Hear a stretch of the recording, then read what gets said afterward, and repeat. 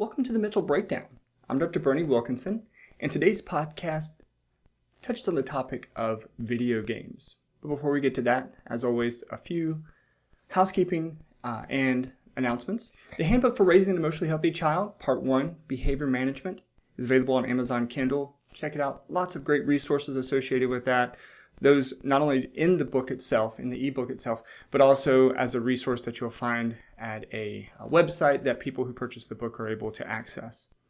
The Elimination Diet Manual is also available on Amazon Kindle, another great resource to help you explore the ways in which perhaps your diet may be affecting your physical and emotional health. So another great resource for those who are interested.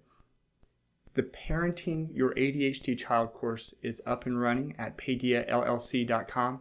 It's a fantastic resource for people who have children with ADHD and are looking for new ways and alternative ways to help their child and to perhaps even resolve some of their own frustration in trying to parent a child who is a little bit impulsive, inattentive, maybe overactive.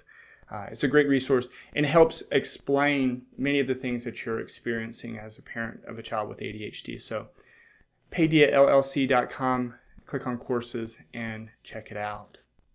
All right, well, that's it. That's all the announcements for today. Hope you enjoy the podcast.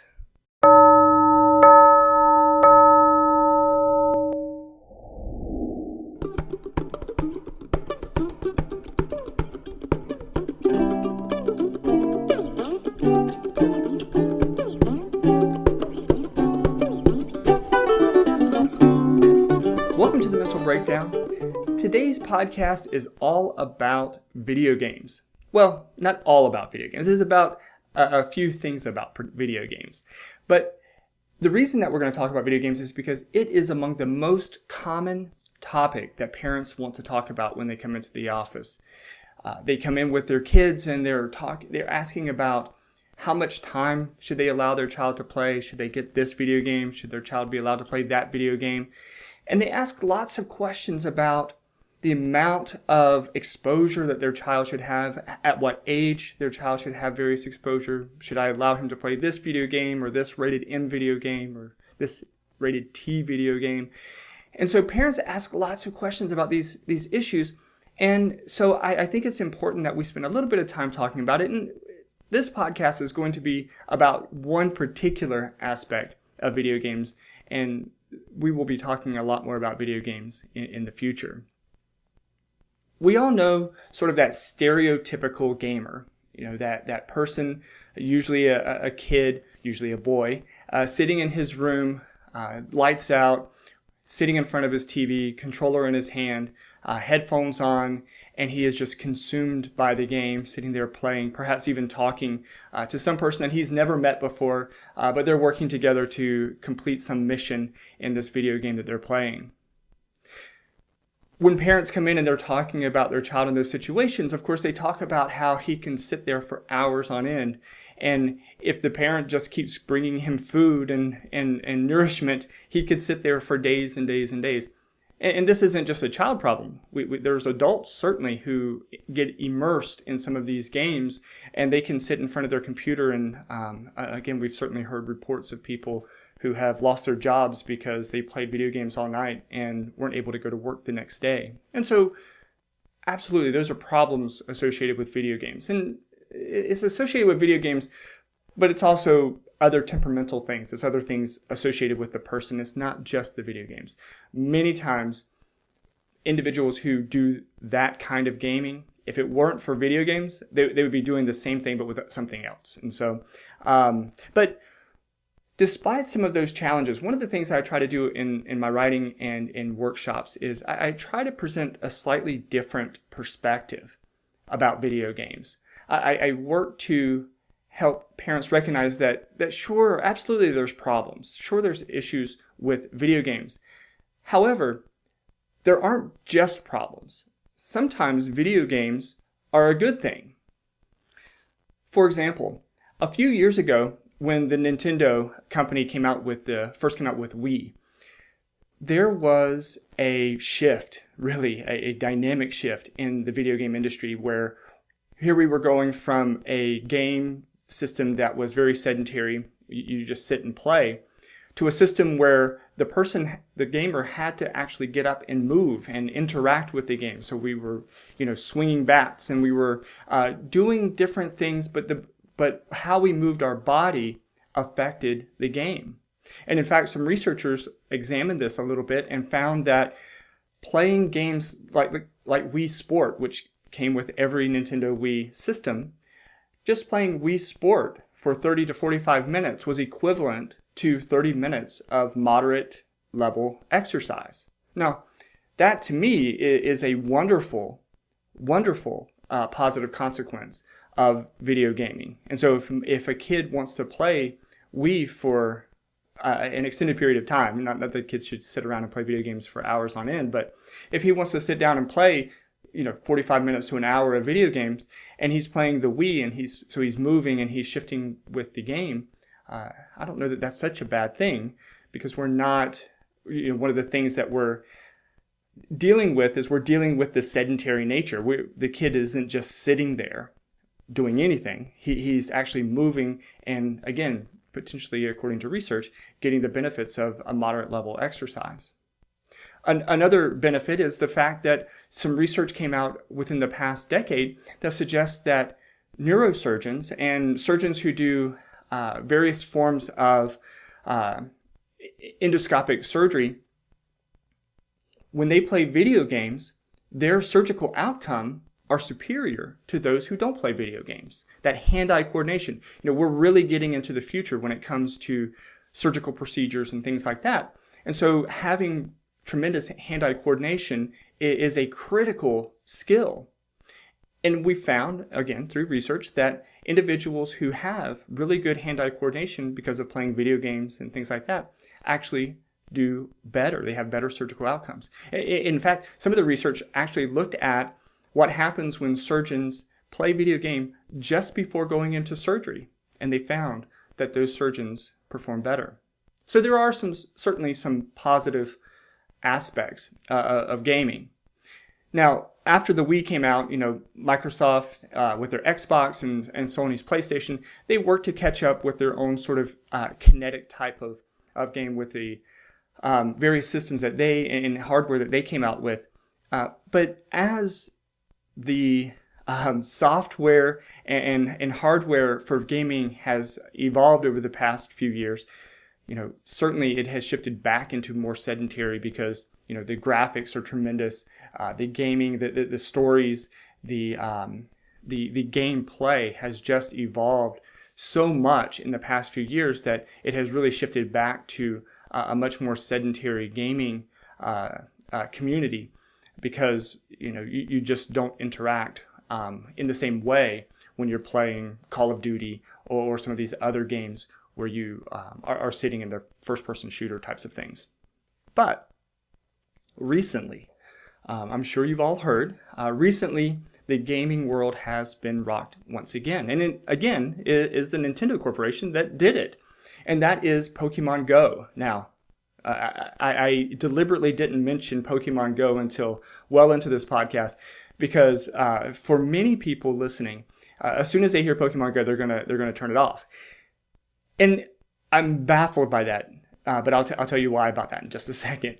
But Pokemon Go is a blast. It has rocketed through the roof. It has tens of millions of downloads. They're making millions of dollars a day just on the in-app purchases.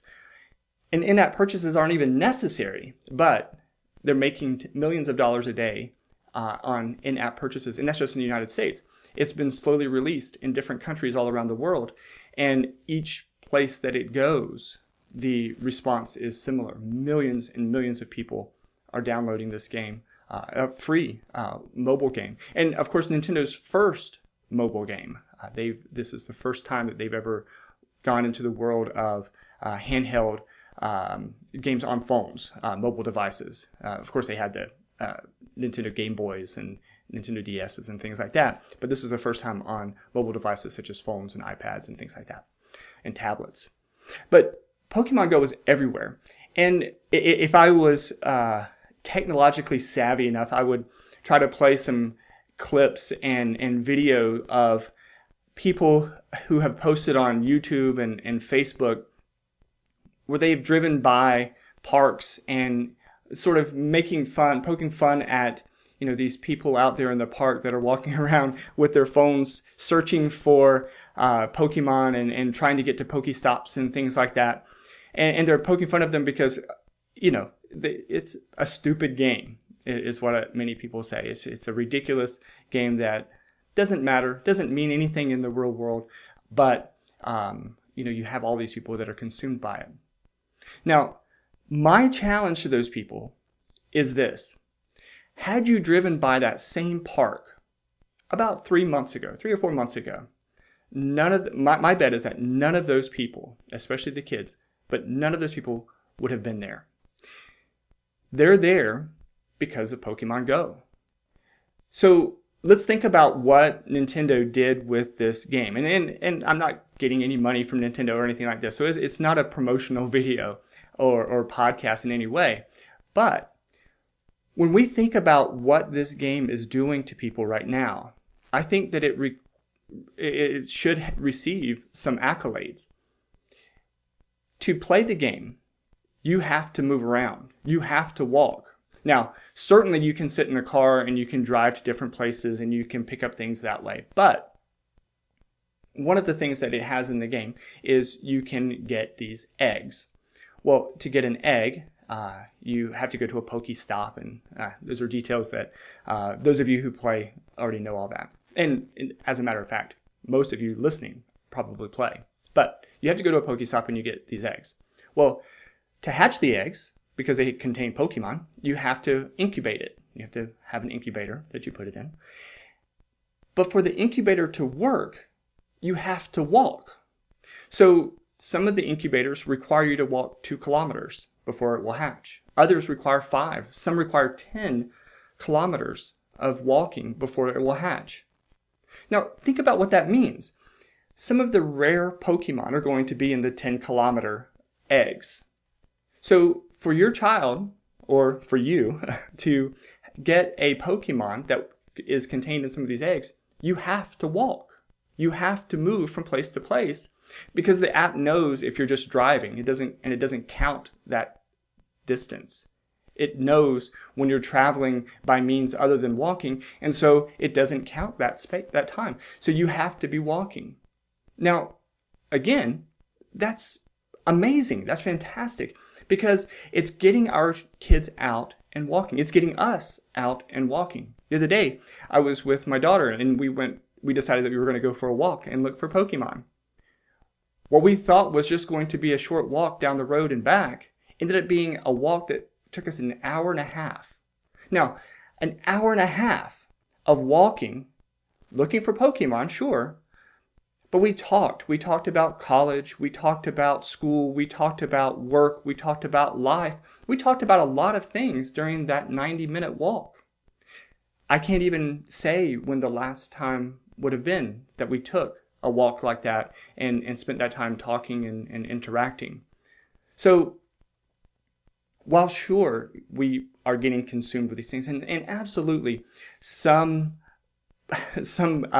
mechanism needs to be put in place to limit our exposure, to limit how much time we dedicate to the video games and to these kinds of things. But we should not consider these things. We should not look at video games and say they're all bad. We shouldn't look at it and say, oh, they're stupid for playing those games, or look at those people, they're just spending and wasting their time chasing those Pokemon around and looking for these things that don't even matter, these imaginary things that don't even matter.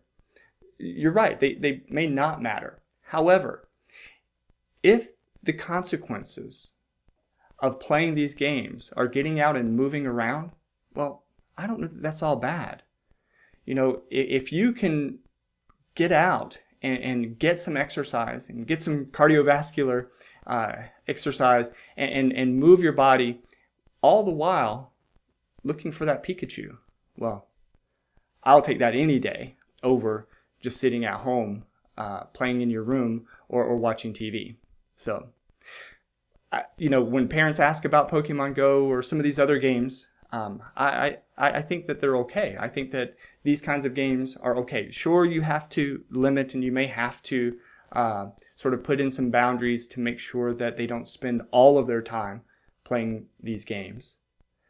But for the most part, again, if it gets them out walking and gets them moving, I'm all for it. I think that that kind of exercising consequence of gaming is a wonderful thing. So enjoy your Pokemon Go. Get out and walk.